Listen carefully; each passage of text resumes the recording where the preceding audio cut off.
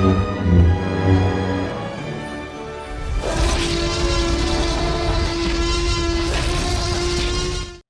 right, everybody, here we are for episode 95 of Now Showing with Mike and Wayne. Wayne, how are you doing today?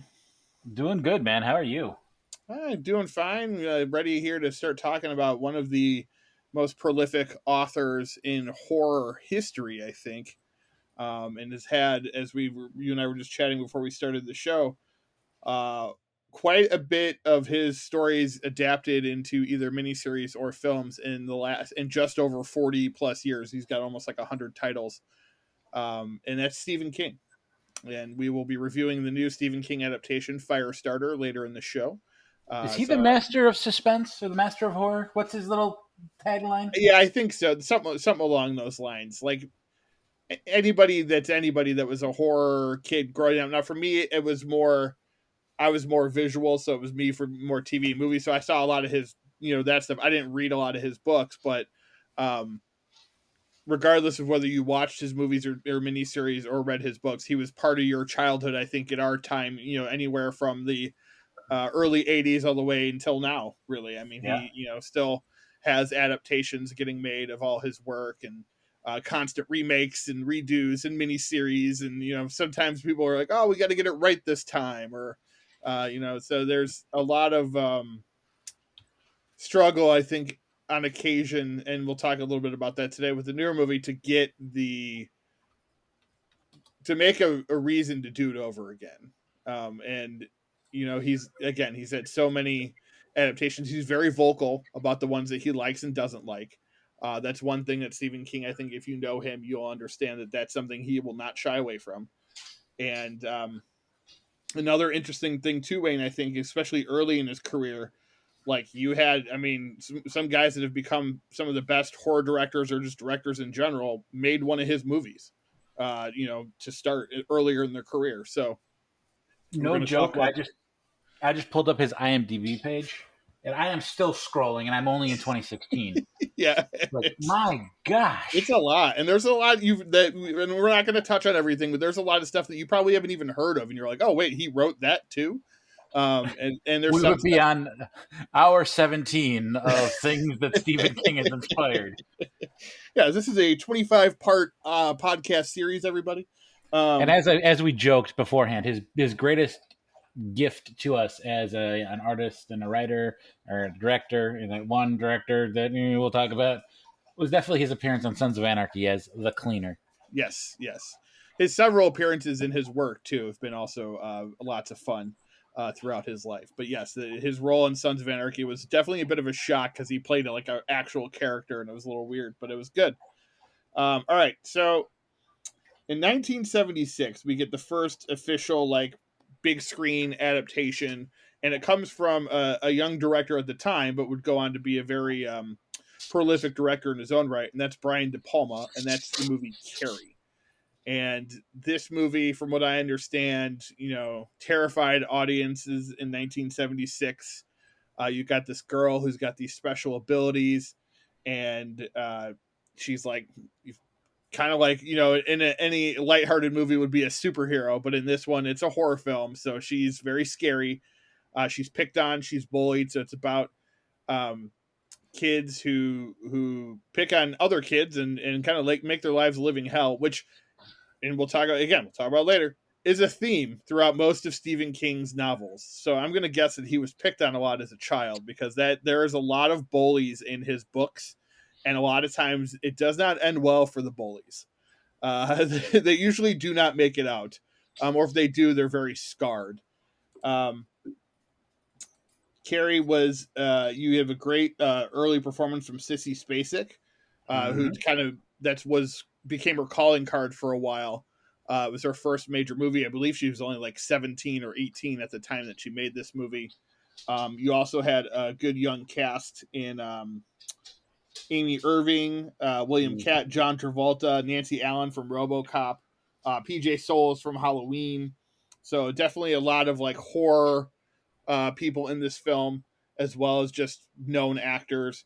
The great thing about Piper Laurie, I don't know, people probably heard the story a million times, but Piper Laurie, when she got cast in this film as the mother of Carrie, originally thought it was a comedy. And so she played it as such, which is Uh-oh. why her performance is completely like super over the top. They kept trying to tell her that it wasn't supposed to be funny, but she like didn't believe them. And so they just said fuck it and they just let her go. And she gives this like balls to the walls crazy ass performance that really ends up working for the film only because she's so crazy. And it kind of just plays well. Go ahead, Wayne. I'm just trying to remember off the top of my head some of the like more degrading things she has to say to her daughter, and the term "dirty pillows" comes to mind, and I don't know if Yes. it's correct. Yeah. But I know filth was mentioned a lot. yeah, It's very religious, very because she knows what her daughter can do. So she looks at her as like the Antichrist, basically, and that she's against God. And her way of punishing her is keeping her home from seeing anybody. yeah. Well, as again is a theme in a lot of movies, when you push all that stuff way down, at a certain point, it's going to come out. And it leads to there are going to be a lot of spoilers on this episode, everybody. So if you haven't seen these movies, I apologize, but this movie's over. If you haven't seen a movie from 1976, well, we can't really help you there. I mean, everybody knows, I think just from watching Scream in our generation, Wayne, that it was pig's blood was used to dump over Sissy Spacek's head in the auditorium. Starch. It wasn't. It was starch and not to represent pig's blood. It wasn't pig's blood, but to represent it, it was like starch and I forget. I'm drawing a blank already. Food coloring, I think. Yeah. And so that's the big scene. Is she? They rig it so she wins prom, and they dump blood on her head, and then she just goes off. And the doors close, the gym rattles, people go flying, people die. She hunts people down. John Travolta and I think it's Nancy Allen blow up in a car crash and just total mayhem. It fits, I think, well in like with something like The Exorcist or Changeling, which would come out a couple years later, of the horror of that time period. It still rings to me like very Italian horror was still very big in the 60s and 70s, so a lot of American artists emulated that, and it reminds very loud, which is kind of like Italian horror is just known for being very loud. It's a really great movie, Wayne. What are your thoughts on the first time you saw Carrie? I know neither one of us saw it when it came out, but what do you remember from it? Being fucking frightened. It's a good lesson. You know what? No matter what your clique was in high school or in growing up, be nice to everybody. Maybe you won't get slaughtered. Well, and another theme in his movies is usually the nice people live. Yeah. So, or in his stories rather, the nice ones are the ones that usually end up alive at the end of the movie, even if the villain does not. And in the case of like somebody like Carrie, she, it's still kind of, I think, left up for interpretation on whether she's dead or not, because it ends on one of those big like jump scares at the end by her grave. But it's a really good movie. It still holds up. I've watched it recently. I do like this film a lot. His next big one, and I'm talking big, like this was nominated for Oscars, and it was Stanley Kubrick made this movie, and everybody was like, "Oh my God, Jack Nicholson is in this movie. It's amazing." It's called The Shining, and Stephen King hated it for the longest time. It wasn't until recently when they did the sequel Doctor Sleep and they incorporated parts of Shining into that movie that he's now kind of become okay with it and can watch it now. He's the reason they made the miniseries with Steven Weber in the 90s, because he wanted it done correctly in his own mind. Interesting. And it wasn't that necessarily, huh? I didn't know any of this. Yeah, it's not even that necessarily that he hated it specifically. You know who he hated specifically in this movie? Shelley Duvall. No, that was Stanley Kubrick. That's right. That's what the problem. Okay, sorry. Okay, you're confusing that. Let's talk about that's a big light of what happened to her, but that was the Stanley Kubrick was known to be kind of a monster towards what was her Shelley Duvall to get her performance out, which is a great performance, but when you realize it's a performance kind of based on fear, it changes a lot of things. Nicholson, who everybody, like many people I love in this movie, he's fantastic in this movie. I think Stephen King was upset because he's just coming off of One Flew Over the Cuckoo's Nest not that long before this. Everyone expected Nicholson to be crazy. And in the book, he's supposed to go crazy. And it's like when you have someone Nicholson with the personality that he has, it's almost as if he starts the movie at a level of crazy. And I think you know what I'm talking about, Wayne. Like there's always, when you watch this movie, there's always like an edge of like, oh, when's he gonna lose it? When's he gonna lose it? And I think Stephen King hated that aspect of it because it was supposed to be like a slow burn to him Yeah. losing it instead of what seemed like an inevitability if you watch the movie. So I kind of get it why he doesn't like it, but it's a fantastic fucking movie. Kind of like when no TV and no beer make Homer something. For the longest time, that was my biggest tie into The Shining because I hadn't seen it. I actually saw this movie for the first time within the last like 6 years, I think. We were living in Florida at the time, so it was somewhat recently. It's one of those things that you know about it, you hear about it so much over the years that it's like, well, I could wait to watch it because I know what happens. I saw The Simpsons, saw how it ends. Yep. But I was doing myself a disservice because it is a fantastic film. It's so what's the word? Not unnerving or unsettling. Just the whole aspect of it, where these three people are at this hotel, that supposedly no, they're the only ones there, and all the creepy shit that starts happening, and just the isolation, and like just multiple layers of tension and suspense. Just fantastic.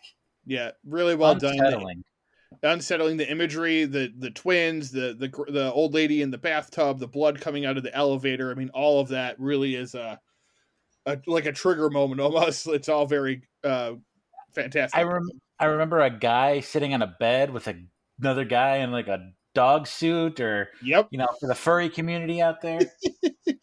It has lots of weird stuff. I do actually own this book. I haven't read it yet. I think I started it. One of these days, I'd like to get through it because I hear it's a fantastic novel, as well as, like I said, this adaptation of this movie adaptation is really well done, I think. Just as a film, obviously, I can't base it on whether it's true to the book or not, but just as a film, they did a really great job. Kubrick was a mad genius, even though his methods are very Hitchcockian in ways. What? I'm on the IMDb page. Sorry, not to cut you off, but this movie won the Razzie for Worst Actress from Shelley Duvall and Worst Director, which for Stanley Kubrick. Really? Shocking. Yeah. Really? I'm like, what? Where's Mark Wahlberg? What?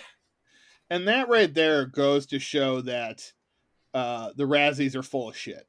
Yeah. And they, it was probably one of those things at the time when it came out. It was because I thought it was pretty well loved. Maybe it wasn't. Maybe I'm wrong on that.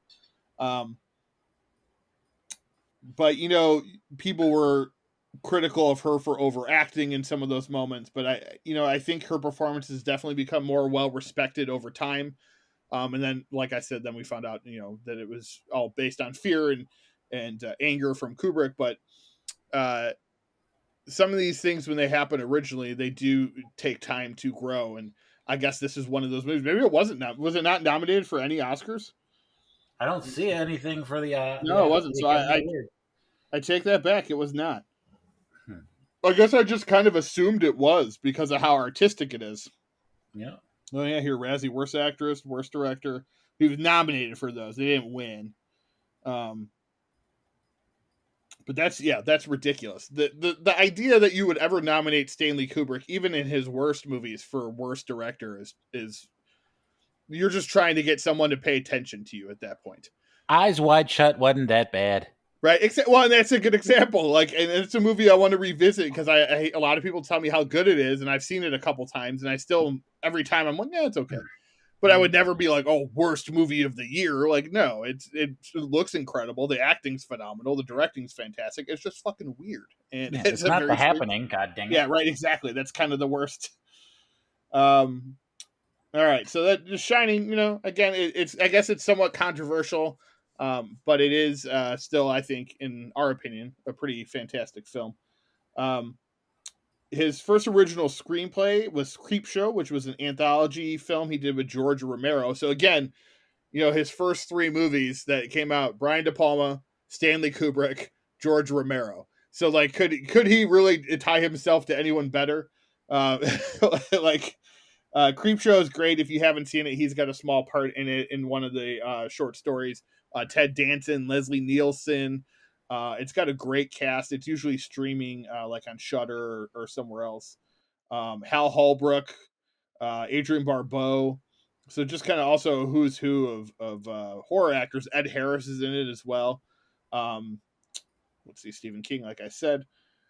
It's got great makeup effects, great stories. Not every story hits, but for the most part, it's a lot of fun. Wayne, are you familiar with this one? I am not, but just looking at the cast, it's like, oh, sign me up. Yeah, it's a really great cast, and it's a great anthology film. I think a lot of people when they make their anthology film, that's what they're trying to emulate. Cujo. Okay, so again, here we go. Cujo. This one is the director of this one. Let me see. Cujo is one of those films too. I feel that it's gotten a lot more love lately. So here's the first director I'm not super familiar with, Louis Teague, but Dee Wallace. Dee Wallace is a horror icon. This is obviously also from E.T. And many other films. Mm-hmm. She has to carry this film because it's about a rabid dog and her son stuck in the car for a good 30 minutes at the end of the movie, I would say. It's got a very slow build up to the rabid dog, but it's still, I think, a really entertaining film. The dog they used is great. Does the job very well. It's very the last 30 or 40 minutes of the film are very intense. Kind of shocking too, like how grisly it is. And I think the choice to basically have like someone with like a handheld camera like inside the car with them, Wayne, was like Mm-hmm. really intense. It makes the movie so much more engrossing. And Dee Wallace is, I mean, people talk about scream queens, like she's just like, it's like 30 minutes of screaming, like it's a performance, man, that that she had to be at the end of it like Jesus Christ, are we done yet? Like, I don't know how much more I can keep giving myself to this movie about a killer dog. I think it doesn't get the respect a lot of times because it's it's a killer animal movie. What kind of, how cool is that really? Really cool, if you ask me. Yeah, it's a really kind of, I think, underrated gem from the 80s. Wayne, are you familiar with Cujo? I'm sure you're familiar with it. Have you seen Cujo? I haven't seen it in a good 10, 15 years, but I'm on the trivia page, and they used 5 different St. Bernards and one mechanical head and one guy in a dog costume to create this Yeah, film. I thought apparently it was the same guy from The Shining. I'm just kidding. I was joking. He made a career out of appearing in Stephen King films as dog costumes. Hey, it's a living. So yeah, Cujo is one that I really recommend people go back and watch because, like I said, I think it kind of just gets forgotten about a little bit. Also because it came out at a time, again, came out after The Shining and Creepshow, in between The Dead Zone, Christine, Children of the Corn. So all these big movies that are coming out based on his material, definitely some are going to get lost in there. The Dead Zone with Christopher Walken, David Cronenberg, another big director. Like, it's just you have all these big directors wanting to do his movies. Dead Zone really good. Christopher Walken is fantastic as always. Christine, Mhm. we've talked about Christine Yes. a lot. As you can tell, we love this movie. It's directed by John Carpenter. We talked about it on the John Carpenter episode. Keith Gordon, the star. Go ahead, Wayne. Yep. No, I saw this movie way too young, and it was a little bit traumatic. Not gonna lie. I think the highlight or the champion of this movie is definitely the musical score, Yes. just because just the amount of feeling and tension and oh shit moments, because and you've got the different genres of music, because it's got when the car is angry and it starts playing Mm-hmm. the oldies musics, Yep. somebody's about to get fucked up. But also Yeah. you've got like the 80s, like synthesizer horror, Carpenter. Well, it's Carpenter himself did the score again, so you have that very Carpenter score. But like you said, yeah, they mixes a lot of popular music into the movie. Music really becomes a theme of the film throughout because that's how the car talks, kind of like yeah. how Bumblebee talks in the Transformers film, except this one's a murderer. Yeah. Well, and I mean the iconic scene when the car gets trashed Yep. and Keith Gordon just standing there in front of it, all right, He's so good. show me. And then the music comes in, and they start doing the damage in reverse. So Yep. it's like, just that was an awesome bit of editing, and one of my favorite. Like, how the hell did they do that? And then it's like, Yep. oh, okay, they can reverse footage. Gotcha. But yeah, just one of my probably my favorite, and that's tough. Obviously, we're talking Stephen King, but just the nostalgia factor for me and watching it with my dad, and obviously Yeah. I'm a big fan of the oldies music. So Yeah. Christine, what I like about it too is similar to Carrie. It's a slow burn, and I don't want some people when you use slow burn think of it negatively, but it is like you have this main character who's being bullied, Arnie, who then becomes, throughout the movie, he descends into madness because of this car, because of whether it's the devil or just a demon from hell, whatever you want to say is controlling it. It takes him over, and the performance that Keith Gordon does in this film to get from basically being the big nerd, the big car nerd at the beginning of the movie, and then dissolving into this ruthless, like evil person. I thought it was just a really great bit of acting from him. I think he was extremely underrated in the 80s. He did a lot, like most of his movies have become cult classics, but he really wanted to get into directing. So I think that's part of the reason why he stopped acting as much. mm-hmm. But it just reminds me of just how good he really was. And it would be cool to see him kind of come back to acting again, which I listened to a podcast recently where he talked that if for something special, he would come out of retirement. Nice. But We also have to mention that Stephen Tash has a role in this movie. If you don't remember him, he is the gentleman at the beginning of Ghostbusters who gets the electric shocks from Venkman. yes. So anytime I see him, I was like, oh, mention it. Obviously, Kelly Preston has a very small role. William Yes. Ostrander, though, as Buddy Rapperton. Mm, Really nice performance as just the greaser bully who obviously, as we've talked about, gets his comeuppance, if you he will. does. He does.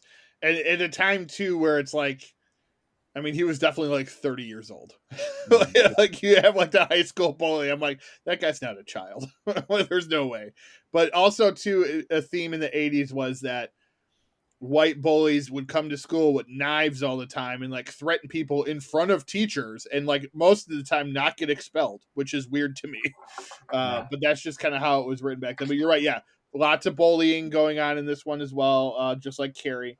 Oh, Um, Michael, didn't you know boys will be boys? yes, exactly. But Lots of obviously, one of my favorite quotes. Sorry, not that we're going a little long here on Christine because it is my favorite. Malcolm Denaire as Moochie when he gets taken out, and that's what yeah, you're supposed to do with shit. Scrape it up with a little shovel. yeah. Love that line. It's like almost savage. It's a great one. Yeah, great line. We're kind of going to gloss over the next couple. Children of the Corn does not get a lot of love at all. I think it's pretty decent. It definitely has good performance from Linda Hamilton. Um, a lot of people believe that still hasn't been a good Children of the Corn adaptation. So, and they may be correct on that. Again, I haven't read the book. Firestarter, which we're going to review the new one today. I saw the original, but I don't really remember much of it. So we're going to go ahead and skip past that one. And good young performance from Drew Barrymore, though. That one is also on Peacock if you want to revisit that. One I just watched recently for the first time, Wayne, Silver Bullet. Are you familiar with Silver Bullet? No, sir. Corey Haim and Gary Busey. It's a Ooh. werewolf movie. Yeah, it's good. It's actually really good. I really recommend it. If you could find it anywhere to watch, it's really fun. He did The Twilight Zone. One of his stories is adapted to one of those. Okay. Now we said we were mostly going to talk about good movies, but we do have to talk about at least one bad one, and that's 1986's Maximum Overdrive. Uh, Another one that my dad absolutely loved to watch, and exposed was way, way, way too young. But I just remember the fucking semi truck with the fucking the Green clown. Goblin. Yeah, Green Goblin. There you go. It's like, Yep. God. So what's great about Maximum Overdrive is it's the one and only film directed by Stephen King. There's over the years, especially since because his adaptations be happening more frequently again, people have been posting the trailer for the movie, which is Stephen King basically you could tell he's high on a lot of cocaine, talking about how if all these years people have tried to do my new movies and nobody can do it right, so it's finally time to take it into my own hands or something along those lines. I might as well do it myself. And I think that's what it is. If nobody else can do it, you might as well do it yourself. So here I am, and this is in the trailer. This is him Yep. talking to the camera in the trailer, trying to convince people to go see Maximum Overdrive in the theaters. Now, it is kind of become a cult classic in that it's so bad it's good. But Yep. Stephen King even admits it's his worst adaptation, Yep. and that he knew nothing of what to do directing wise, and just kind of like went based on the fact that like he had been around all the other adaptations, like, oh, I can do this, and failed horribly. The movie didn't make any money. Like I said, it became like a hit basically on TV back in the day because it was on TV so much, Yep. with kids our age or a little older or even a little younger watching this movie over and over again and being like, oh, that's a good movie. And then you kind of get older and you realize like, oh, no, it's really not a good movie. It's kind of a mess. It doesn't really make any sense. They don't follow their own rules. Certain things there. I was listening to How Did This Get Made? They talked about it, and they're like, there are certain things in the movie that attack people. They're like, they don't have like motors. So like, how would it attack somebody? Like, it's not a. I think it was like a razor. Like a razor's not a machine. It was like so there was lots of confusion on what could it actually attack people. But yeah, you have to see that movie just to see it because it Yep. is interesting. Stand by Me, classic.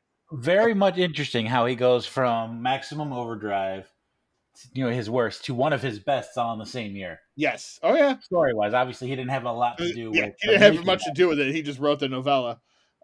Stand by Me, classic. River Phoenix, it. Yep. Will Wheaton, Jerry O'Connell, Kiefer Sutherland. It is one of those movies that inspired Stranger Things and Super 8 and the style of Not the so new It much. I'm sorry, not so much a horror film though. More of a No, coming of age kind of dealing with a not yeah, traumatic experience. yeah, one of his not horror films for sure, or not horror stories.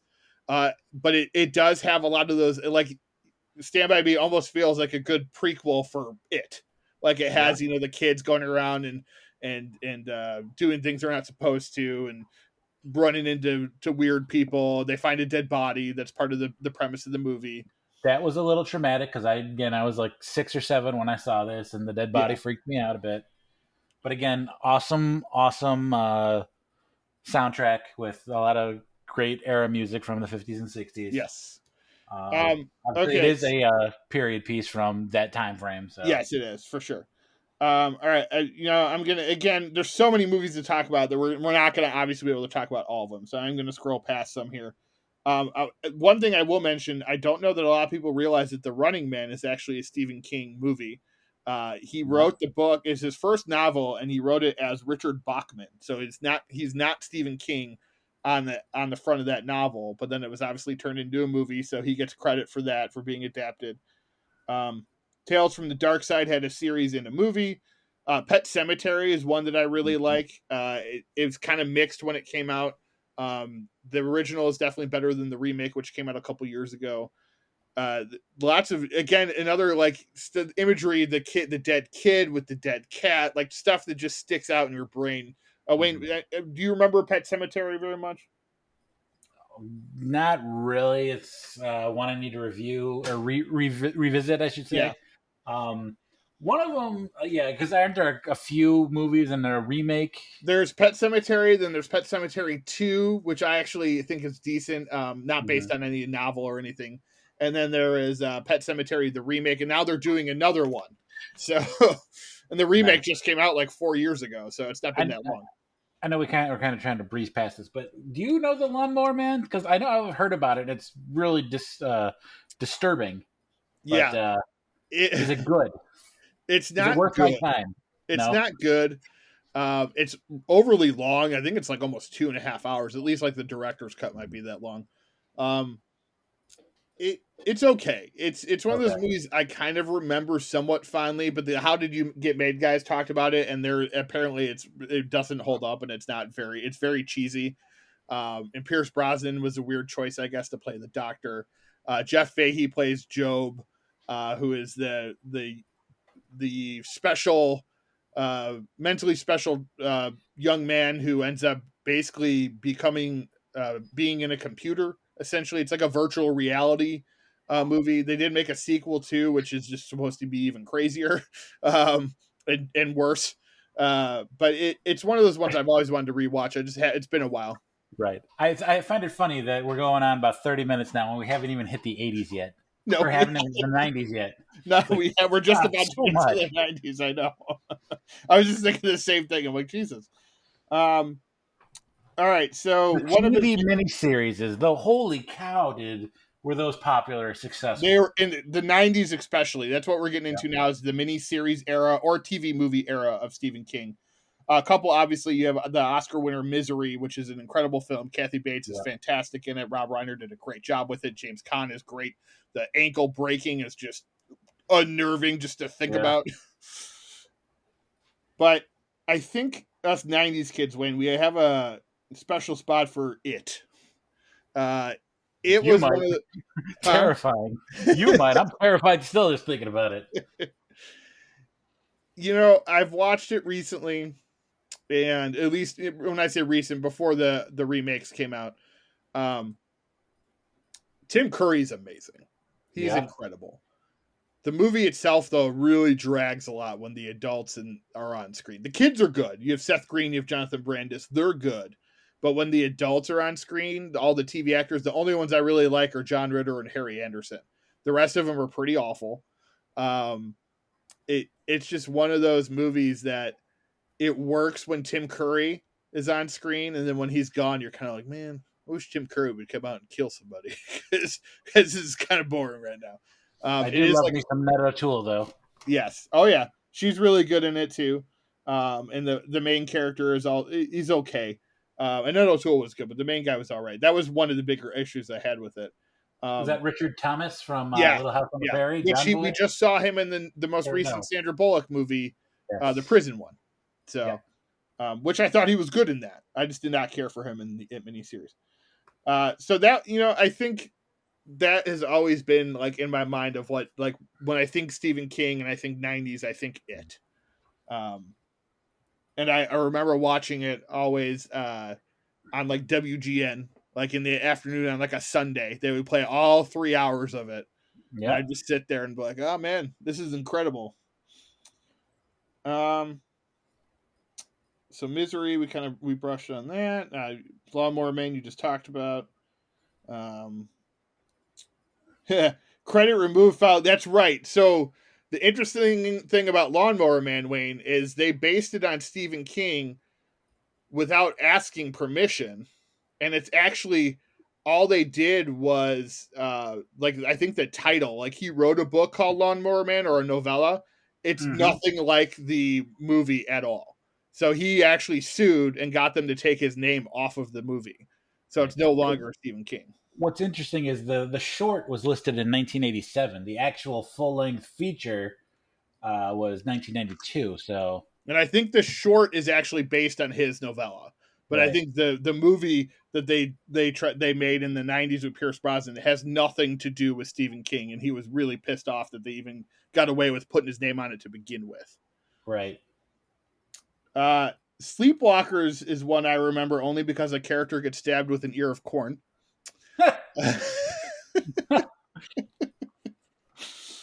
The Dark Half I remember fondly. Timothy Hutton. I like that one.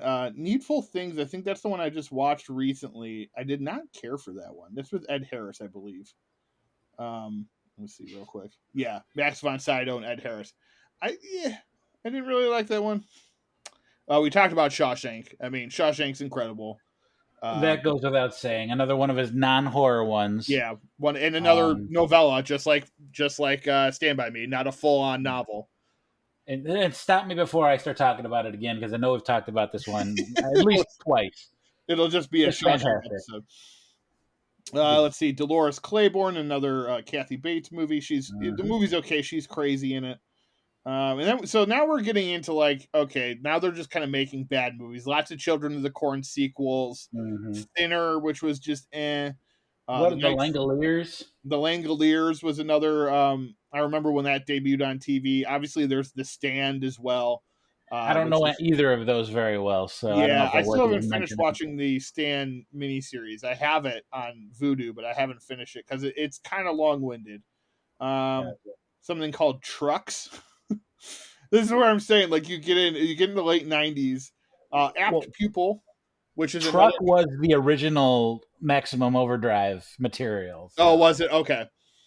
I don't know if they're related at all, but I just knew that It Maximum says Overdrive it's was based based. on short story, so it's a TV movie. So maybe someone just decided to got the rights to it. I bet Um, we could make Maximum Overdrive better. Well, you're not yes. wrong, but Apt Pupil was one I actually saw in theaters with Ian McKellen and Brad Renfro. It's about Nazis. Like he finds out his old neighbor is a Nazi. Um, it, I kind of remember liking it, but I haven't seen it since it came out. I believe it's Bryan Singer did the movie. Some of the allegations against Bryan Singer have actually come from this film. So the movie itself, I think, is kind of tainted at this point. But it was again another. It's horrific, but not a horror film necessarily. It's a thriller from Stephen King. Um, but I think another novella too, another short novel. The Green Mile, 1999. Frank Darabont again. Fantastic movie, great prison film, also yep. great supernatural story. What are your what do you remember about this film, Wayne? Still outraged that Michael Clark Duncan didn't win. Pissed. Agreed. He definitely, I think, should have won that year. I forget who it was. It might have been the. Was that the? I think that was the Michael Caine year because that was the Tom Cruise, Michael Clark Duncan, Haley Joel Osment, and Michael Caine for Cider House Rules, and I think Michael Caine won. And I remember, That like, and Cider House Rules is not a great film, in my opinion. I have not seen it since it came out. I remember liking it when it came out, but I honestly haven't seen it in 20 years. So, um, Let's see. Yep, Michael Caine won Best Supporting Actor. Cider House Rules, but what I yeah, remember most about listen to that is who else was in this category: Haley Joel Osment for The Sixth Sense, Jude Law for The Talented Mr. Ripley, Michael Clark Duncan, Tom Cruise. Yeah, this is a stacked category. I think a lot of So, people thought Michael Clark Duncan or Tom Cruise were going to win because when Michael Caine won, he actually said that they didn't want to win because they're not going to be he's not going to be remembered after he won or something like that. He tried to make them feel better about him winning or something like that. Because I think he had won before maybe, and he still like hadn't done anything like huge. He's still just a working actor. Let's see. They made a Carrie 2, a Firestarter miniseries, which that I just realized yesterday after watching the new Firestarter. I was like, wait, there's another one. Um, let's see. well, what Carrie. about the Rage Carrie 2? And so yeah, the Rage Carrie 2, which is just awful. Just an Okay. awful. It's a 90 or it's a is it 90s? Yeah, 99. Feels like a 90s horror film. It's not very good. Um, they remade Carrie for TV in 2002. They had a Dead Zone TV series, Dreamcatcher, which is pretty terrible. Um, Secret Window. I like Secret Window. I like Johnny Depp a lot. That movie I really liked. I thought that was a really cool film. It reminded me a lot of Dark Half. It's another one about a novelist who kind of ends up losing his mind. In Dark Half, he loses his mind so much it splits into two people. Secret Window, he's just kind of crazy, and I really like that movie. Do you remember that one at all, Wayne? No, not really. Okay, Not at all, honestly. no, I do recommend rewatching that one, or if you haven't seen it, watch it because it's really that one I really liked. So I'm just looking at all of these, and I'm like, none of them really were all that good, I guess you could say. Yes, I don't think it's so much the Stephen King aspect of it. I think they're just poor adaptations. I mean, they not are. every story that they wrote is Yes, going to be a home run, but exactly. I think a lot of it became really poor adaptations. One of them, Dreamcatcher, was a poor story. Stephen King, that was the one he wrote right after his car accident where he almost died. No, I shouldn't say car right. accident. He was hit by a car while he was walking or riding his bike or something.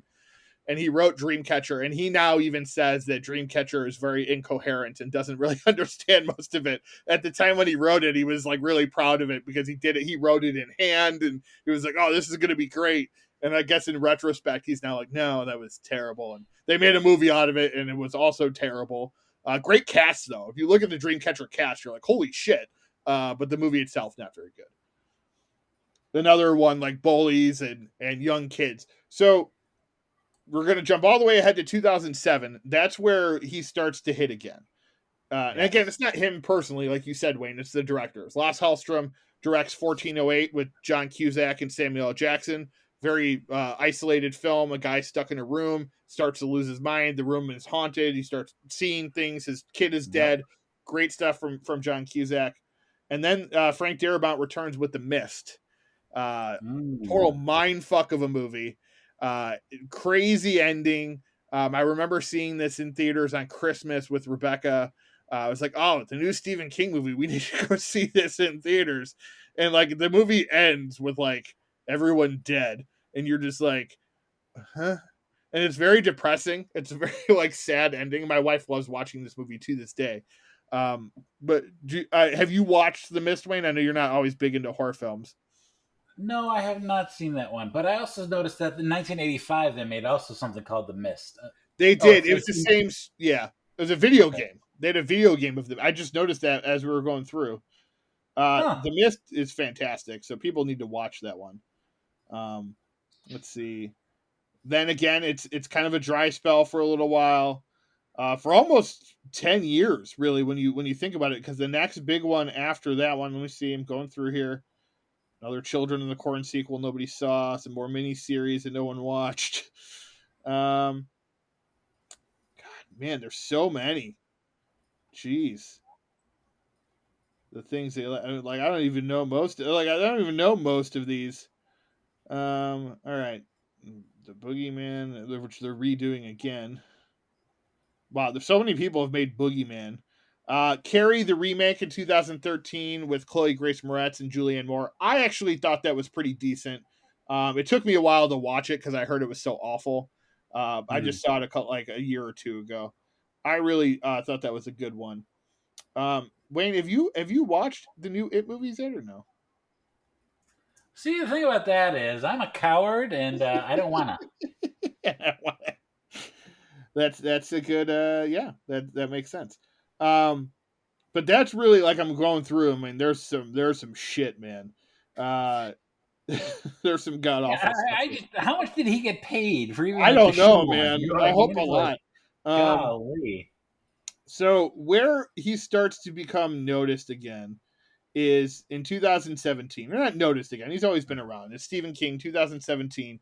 There's the Mist TV series, which even though it only lasted one season, people still really liked it. There is The Dark Tower, which everyone had been waiting for. A lot of people hate that movie. I think it's actually okay. I don't think it's a terrible movie. It's just not what everyone was hoping for, and it's not really horror. But 2017, I remember going to the theaters, my friend Andy Rohr in Illinois, to go see It, now known as It Chapter 1. This movie is incredible. Is that the same Andy Rohr that has been on the show multiple times? Yes, it is. That would be our friend, special guest, Andy Rohr. Him and I, while we disagree on the sequel, I really liked it and he was not a big fan of it. We both agreed on the first movie. Like after we saw it, we're like, holy shit, that was really well done. The scares are fantastic. What's his name? I'm drawing a blank on the actor. He's Skarsgård. He's really good in it. Bill Skarsgård. The kids are all really good. They're all still acting today. We just saw Jaden Martell in Metal Lords. And so, a lot of them are still working today. And that was just one of those movies that was like, it felt like you saw that movie and you're like, okay, Stephen King is now popular again and it's okay to talk about him. And it was so good, so inventive, so gory and creative. Really good. Gerald's Game, another one, 2017. Mike Flanagan, who's also adapted Dr. Sleep. Really good film if you haven't seen it. It's kind of like Misery. Gerald's Game is a wife and husband who go on a vacation in a room. He handcuffs her to the bed for some sexy time, and then he dies. And she basically has to like figure a way out. She starts seeing this creature. Is this creature real? Is he not real? Is it really a creature or is it just a man? So there's a lot to kind of like uncover. I don't want to give it away because it is a really good film. Definitely check that one out on Netflix. 1922 was a Netflix adaptation as well, starring Thomas Jane, who was in The Mist. Let's see. And then you get, of course, I've mentioned it a couple times already, Doctor Sleep. So Doctor Sleep is one of those movies, Wayne. If you haven't seen it, you should because you like The Shining. Watch Doctor Sleep. It's really fucking good. It really ties Shining together, and it's a really great follow-up sequel. It stars Ewan McGregor. It unfortunately did not hit at the box office. Like critics really liked it, but it didn't make a lot of money, and so people kind of just forgot about it. But it's really good. It's on HBO, I think, right now. He also, in between there was the Pet Cemetery remake from 2019, so only 3 years ago. That was okay. In the Tall Grass is another one. I think that one's on Netflix as well. That one was all right though. It's not really. And then there's Mr. Mercedes, the TV show, Castle Rock, which was on Hulu, which was a cool idea for a series. They're still trying to make The Dark Tower into a TV series. Creepshow has a new life as a new series on AMC/Shudder.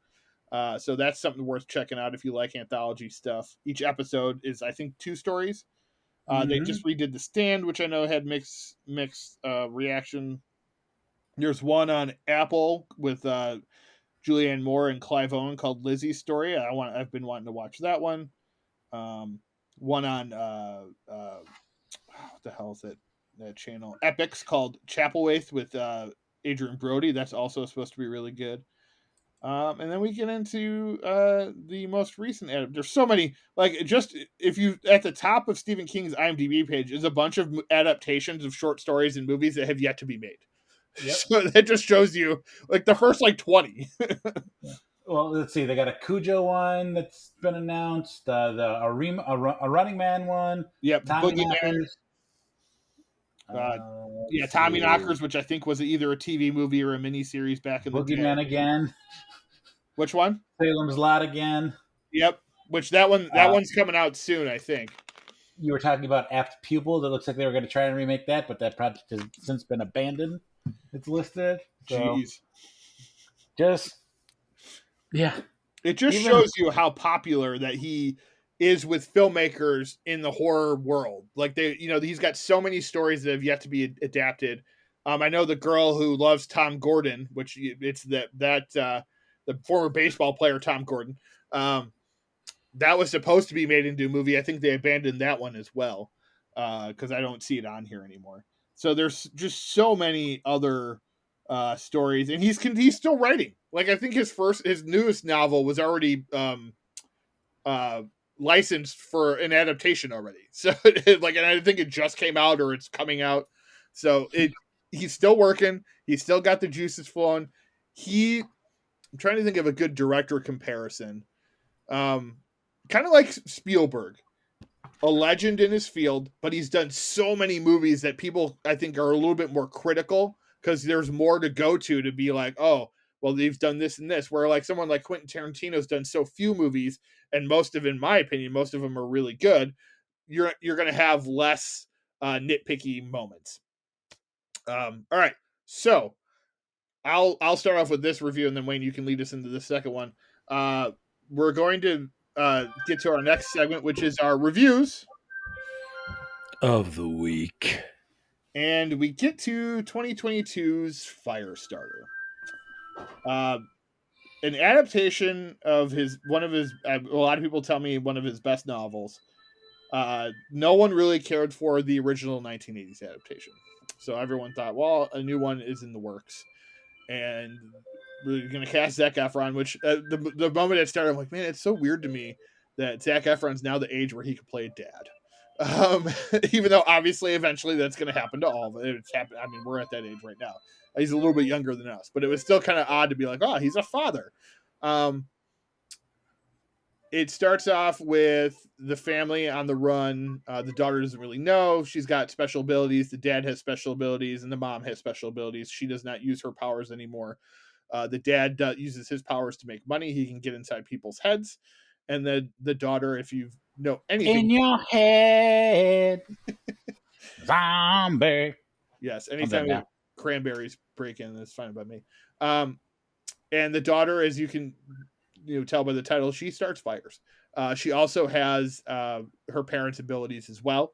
But her big step away from them is that she can basically start fires with a thought, which is kind of insane, and it leads to some cool special effects, especially towards the end of the film, I would say. Yep. Um, so this movie, what to say about it? Wayne, what are your thoughts? It was definitely my preference of the two that we watched this week. Okay. I thought Zac Efron did a pretty good job. Rand Kira Armstrong, who plays Charlie, our main Yeah, she did really protagonist, good. but I won't go so far as to say I liked it or I'll watch it again, but it was enjoyable for the time that I saw. I mean, honestly, anything Kirkwood Smith, I'm gonna give it a go. And once I heard his voice, I'm like, oh, Wayne's gonna like this part of at least this Yeah. part of the movie. I was waiting for a dumbass.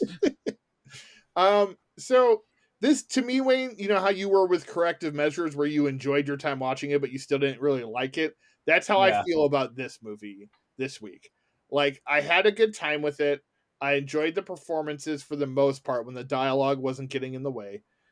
But and I want to believe that there was a mistake made when they sent the copy to Peacock because it looks very washed out. Mm-hmm. The special effects early on in the movie do not look very good. No. They try to do this fire thing to the screen, which I think was intentional, but a lot of it ends up looking really cheesy. A lot of people are comparing this film to a bad TV movie, Yeah. which since most of us that's how we watched it, I think that's kind of like the feeling people get from it. If I saw this movie in theaters, I'd probably be pissed off. Right. But Okay. That's fair. I watching it agree. at home, it was enjoyable enough. I really liked the last like 20 minutes.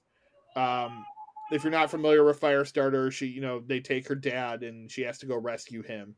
And all hell breaks loose. There's lots of cool practical effects in that last 20 minutes where you could tell that they actually like set people on fire with like fire suits and shit, that obviously it Yeah. weren't like killing people, but they actually used like actual fire effects. Yeah. I have to say, even at the end when the little girl uses her powers to get her point across, if you will. Yes. That didn't look great either. It's kind of like, like I said, there's a lot of problems with this movie. But I still found myself enjoying it. It's rated really bad, right? It's like 12% on Rotten Tomatoes, I think 4.6 on IMDb. So it's not getting great reviews. One thing I will say, we do get a new John Carpenter score. He scored this film with his son Cody and someone else.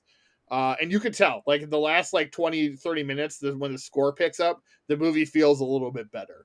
Because and even my son Donovan was watching it with me, and even he pointed out, he's like, "Yeah, it sounds like the Halloween theme a little bit." And I'm like, "Yeah," because whenever you're John Carpenter, you kind of gonna go back to the old bag of tricks that worked the first time. It's not identical, but it has a little bit of that piano noise in it.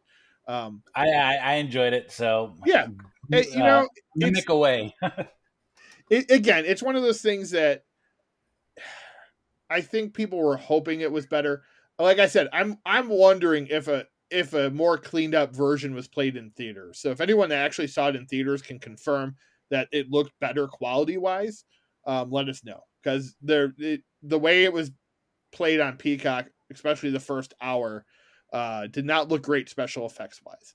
But I do, I hope that this doesn't sour people on Zac Efron as a dramatic actor, because I think he did a pretty good job. I did, Give him a basketball and dance. Yeah. So when this movie started, it starts with Zac Efron in bed without a shirt, and my wife goes, "Oh, Zac Efron still works out, huh?" It's like, I'm like, wow. I'm like, so, and it's funny because I was thinking the same thing. But I was like, did they like have like in his contract that he had to have one scene where he didn't have a shirt on? Because there's no reason for him to not have a shirt on really throughout the rest of the movie, which he has one on the whole time. So it was interesting to me that they started with that choice. But obviously they know what people like, I guess.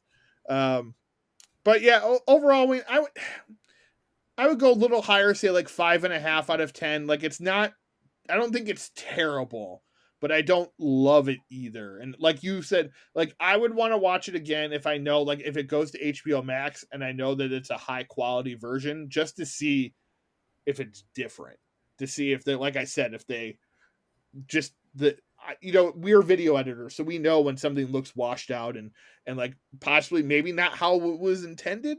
So I don't know. We'll see if I do watch it again. I'll let everybody know. But all right. So what's your rating on it, Wayne? I'm right there. I was like 5, Okay. middle of the road. All right. So lead us into our next one, our Netflix. So you go watch Firestarter on Peacock, everybody. Our next one, Wayne. Please lead us into that. All right. Well, we have a Rebel Wilson Netflix exclusive, Senior Year, and yeah, we this is our a product of directed by Alex Hardcastle. It stars, like as I mentioned, Rebel Wilson, and this is is this her first performance since her Weight I don't know, loss. lifestyle change, weight loss, whatever, however you want to say it. She is Her first big noticeably movie, thinner. yeah, like her first star vehicle, at least that I can remember. And yep.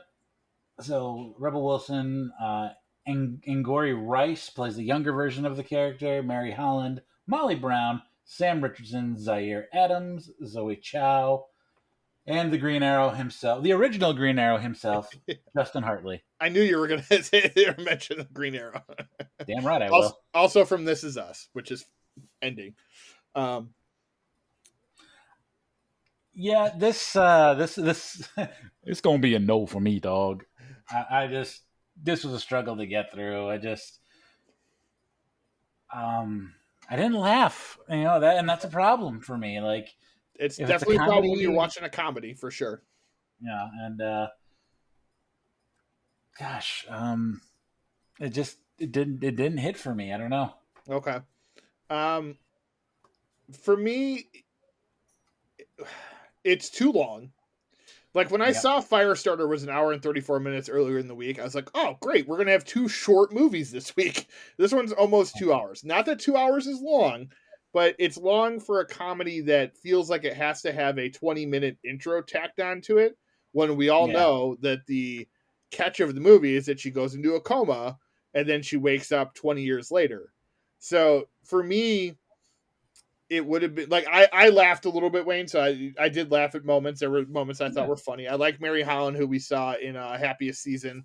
I believe she wrote Happiest Season. But and I love Sam Richardson. I'm a huge Sam Richardson fan, so it was great to see him here. Rebel Wilson's always hit or miss for me. Some moments were weird performance wise from her in the beginning, but it Yeah. really definitely dragged in the beginning with the other kids. Not that the kids were bad. It just I'm like, do we really need this? Do I need an intro into what her life was like?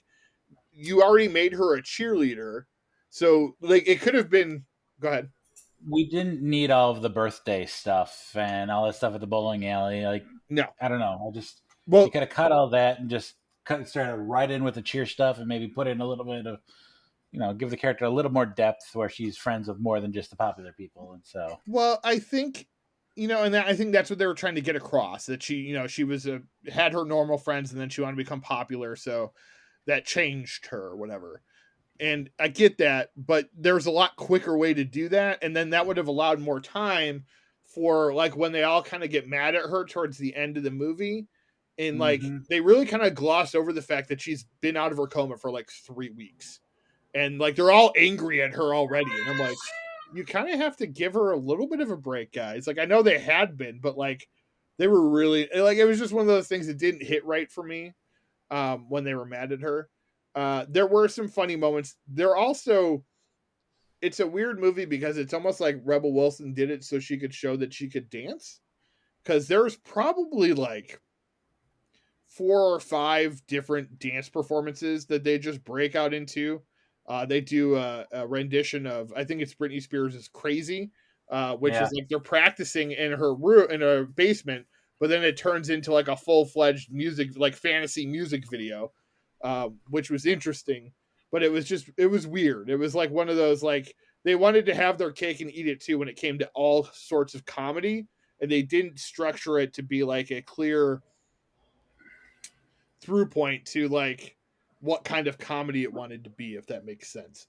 There was just so much, like, I couldn't tell if it was like a parody at times. I couldn't tell if it was supposed to be serious, which I think in the end it is supposed to be serious. But the way Rebel plays it, sometimes I'm like, she's kind of like joking in the character, so it didn't always work all the time. But there were some moments where I did genuinely laugh and chuckle. Um, it it's not awful, I don't think. I know, Wayne, you didn't like it, but to me, it was, I with these Netflix movies like this that are, this is kind of what they're becoming known for, which is I think why a lot of people are calling them trash lately. Um, it it's okay. Out of the pile of these movies, it's all right. You're not going to be too upset that you watched it, but it could have been about 20 minutes shorter, I think. And props for casting Chris Parnell as the dad. I like him. Anytime I see Chris Parnell, I think it's fun. And like I said, I really like Sam Richardson, so he's really good. And it is funny to me. And everybody do what you want. If Rebel Wilson feels comfortable where she's at now, that's great. I do think it's kind of humorous that, like, now that she's lost all this weight, she decided to make herself a former cheerleader. Which is something you probably wouldn't have seen her do 10 years ago. But it works sometimes and sometimes it doesn't. And in the case of the other, Zac Efron thing, being a dad, it was weird to me that also Rebel Wilson is at the age where she could be a parent. Yeah. Because all the other people that she went with, a lot of the kids have their own kids. So I thought that was another, like, realization, like, holy shit, this is where we're at right now. Another thing that they don't really touch on during the movie is that she's still a virgin. So I don't know, like, they don't really mention that. I thought that would be kind of a plot point at some point. Not that they would make fun of her for it, but like it'd be something, because that was the whole thing at the beginning of the movie. She was working up to having sex with her boyfriend at prom for the first time. So it was a weird thing to bring up in the beginning of the movie and then never touch on it again.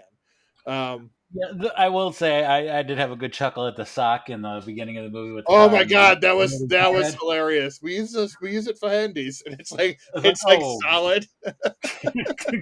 he's like, gross.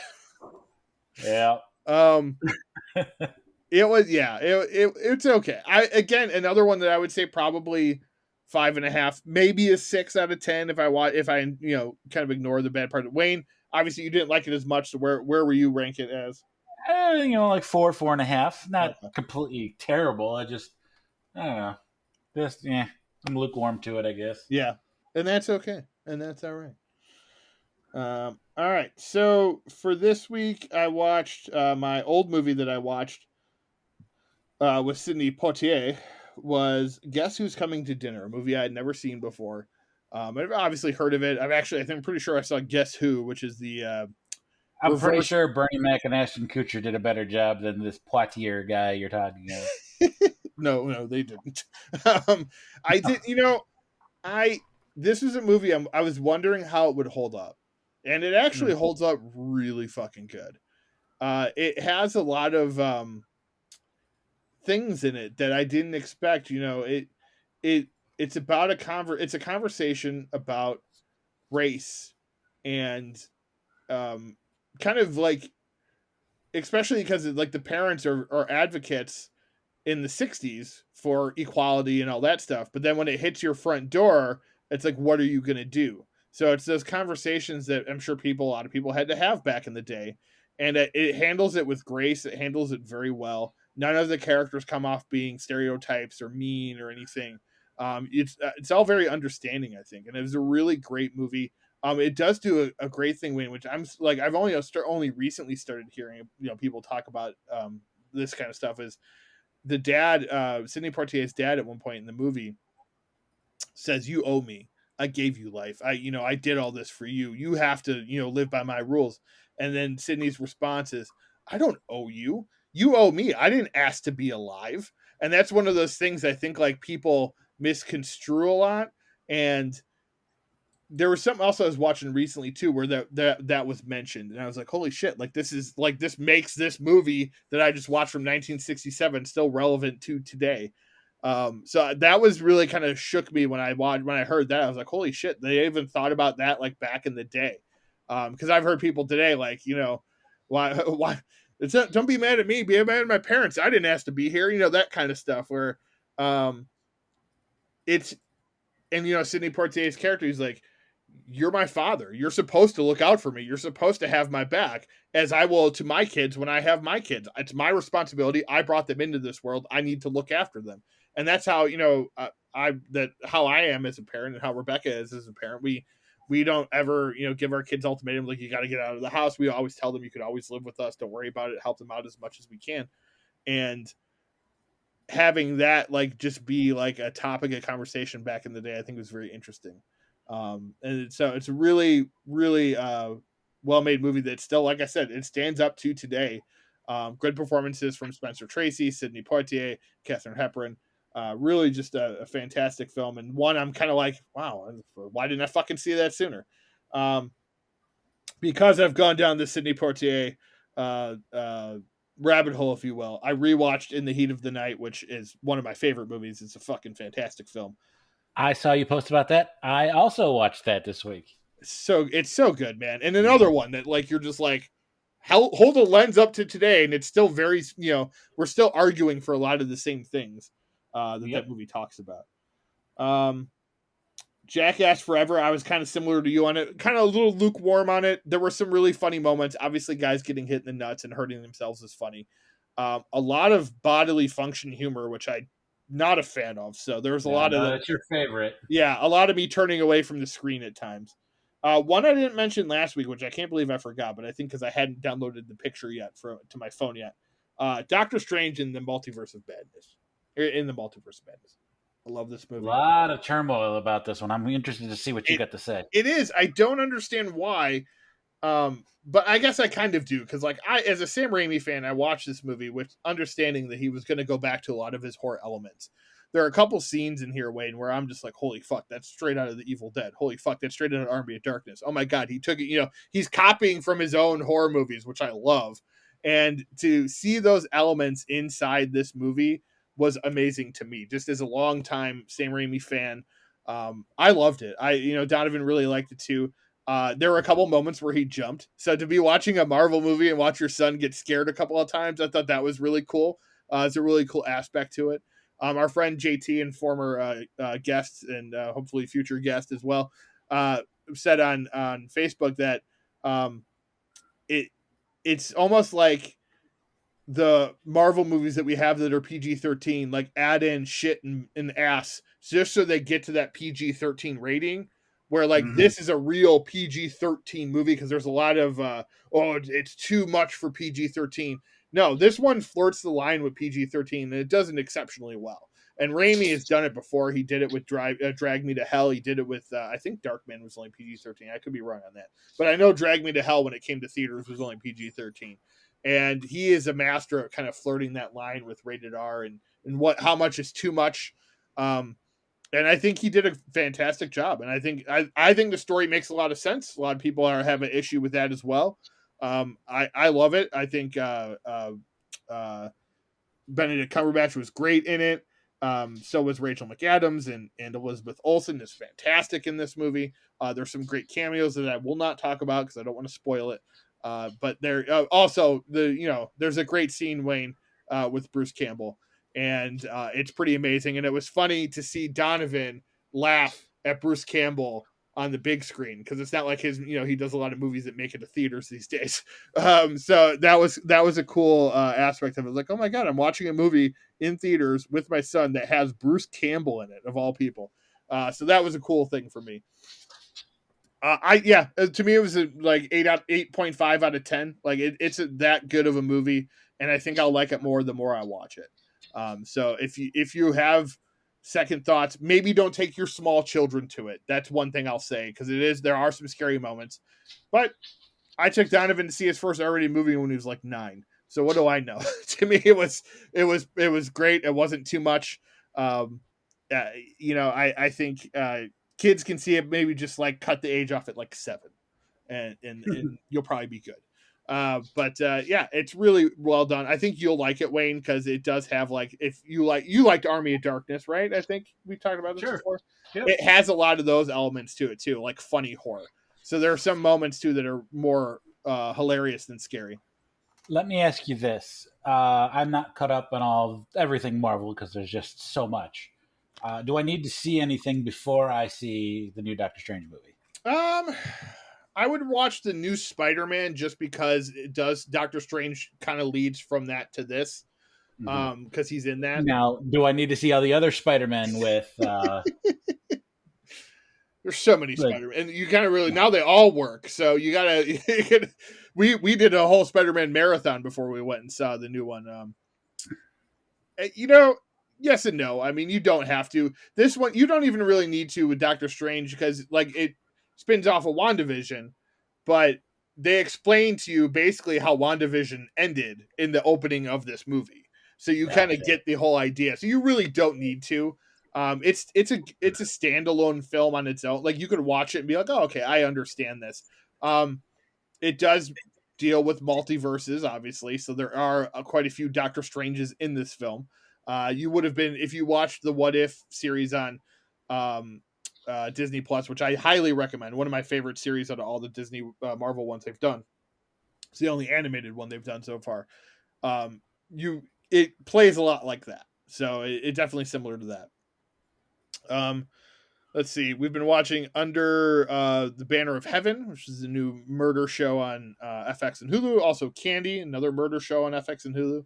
I started a rewatch of the Evil Dead franchise because of Doctor Strange. So I've just finished the first movie today and started the second one. Trying to think of what else. I'm all caught up on Minds for the most part, except this last week's episode. Did we start watching anything? Oh, I started watching We Own This City, the John Bernthal show on HBO. I watched the first 2 episodes, I believe. I think I just got to watch last week's.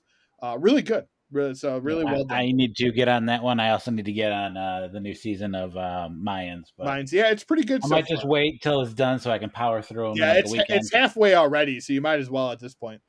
All right, Wayne, what have you watched that you want to talk about? Anything? I finally got to see the Uncharted movie, and it was fantastic. I was upset when it ended. They had a lot of great throwbacks to the video games. Mark Wahlberg was not the best adaptation to Victor Sullivan. Yep. But he was really good in it regardless. And if you do your due diligence and watch all the way through, you get a little something, something. Nice. Nice. Yeah. But yeah, great job. Just incorporating, familiar characters from the video game.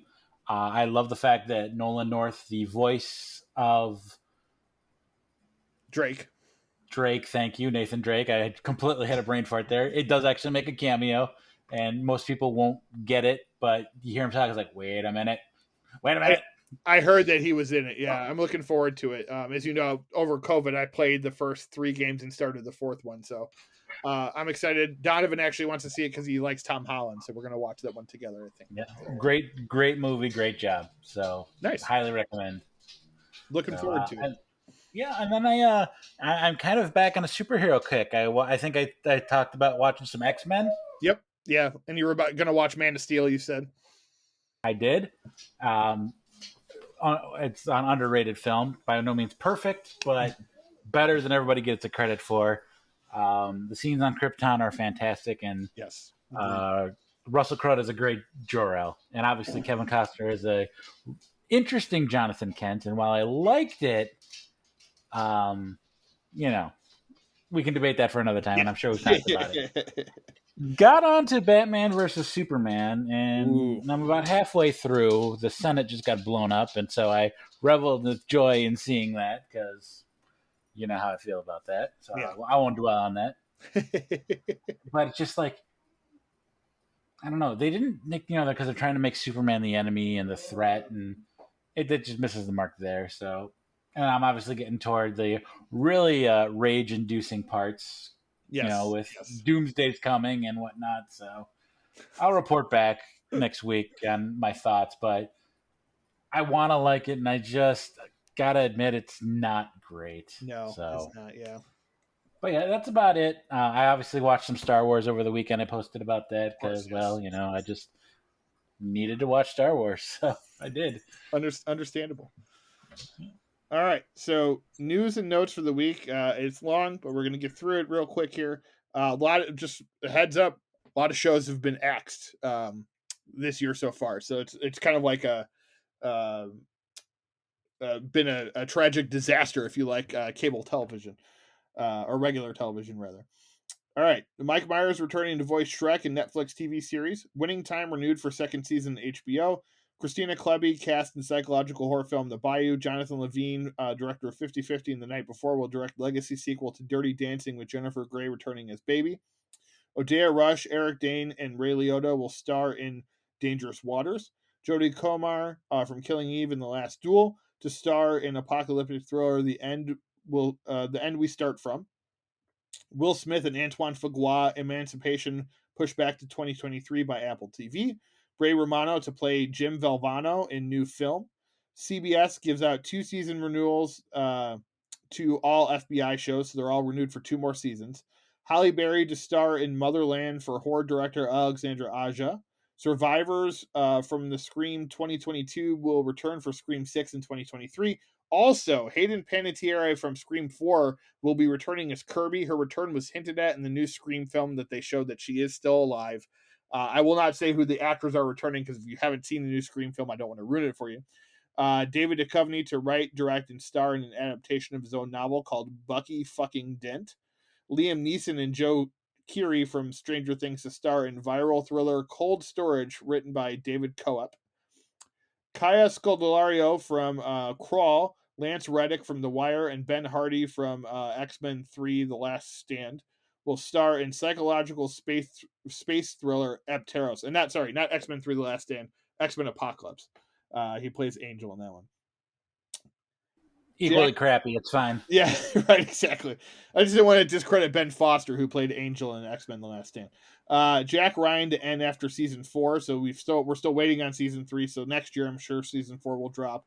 Michael Pena is going to lead a spin-off series based on a character called Ding Chavez, which is another original character created by Tom Clancy.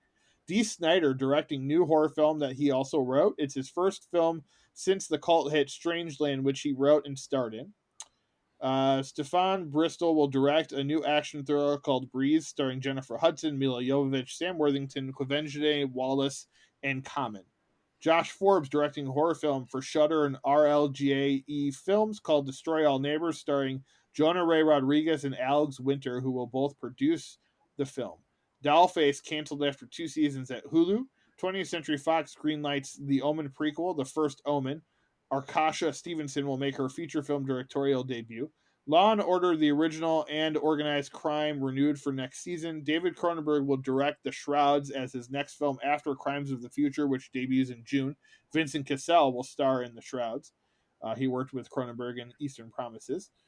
Upload renewed for third season at Amazon. It's a great show. I haven't watched season 2 yet, but season 1 was really good. So if you haven't gotten on to Upload on Amazon, check that out. Remake of Terror Train produced by Tubi will hit Tubi in October.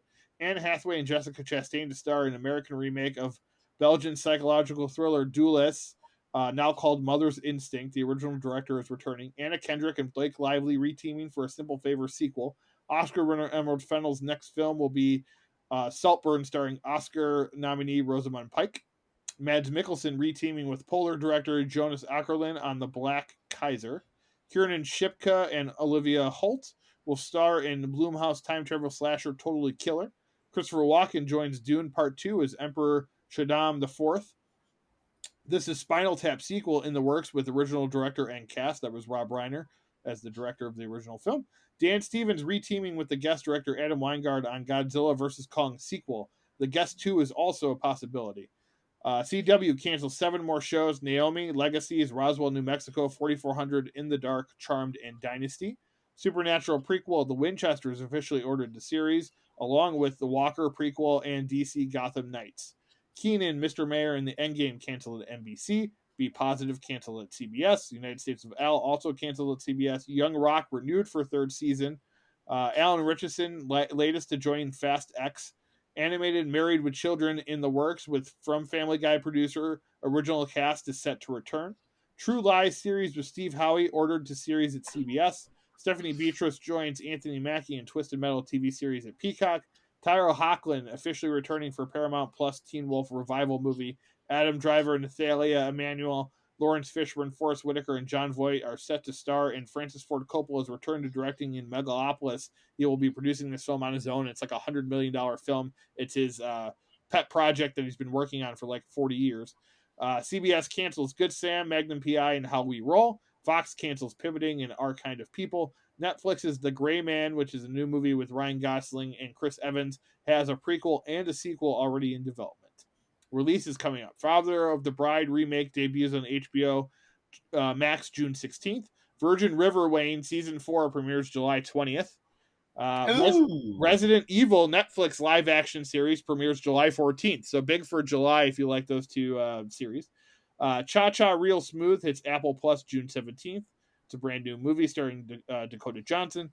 Norm Macdonald filmed a secret Netflix special before his death at his house. Its debuts May 30th. Blumhouse's They/Them with Kevin Bacon hits Peacock August 5th. That's about the therapy that they give to people when they're, religious people give to gay people trying to make them not be gay. So that'll be interesting. It's a new horror film. She-Hulk finally will debut August 17th. So about a month or so after Thor for Love or Thunder hits theaters. Or Love and Thunder, not For Love and Thunder. Or Love and Thunder hits theaters. Exciting. Yes. Deaths this week. Kang Soo-young, first Korean actor to win at Venice and whose final film hits Netflix this year, has died from a cardiac arrest. She was only 55. Jack Kohler, the dude's landlord from The Big Lebowski and the narrator of Fever Pitch, dead at 75. Dan Vitale, comedian and SNL cast member, dead at 66. And sad news, Fred Ward, the other star of Tremors with Kevin Bacon, dead at 79. He had been sick, I believe, for a while, so that sucks. But rest in peace to all those that passed away. Wayne, any final thoughts before we end this episode? No, not really. Thanks for listening to us. If you made it all the way through, you are a rock star. Yes, thanks for listening to another brand new episode of Now Showing with Mike and Wayne. Ronald Reagan, the actor? Hasta la vista, baby. Hey, everybody, we're all gonna get laid.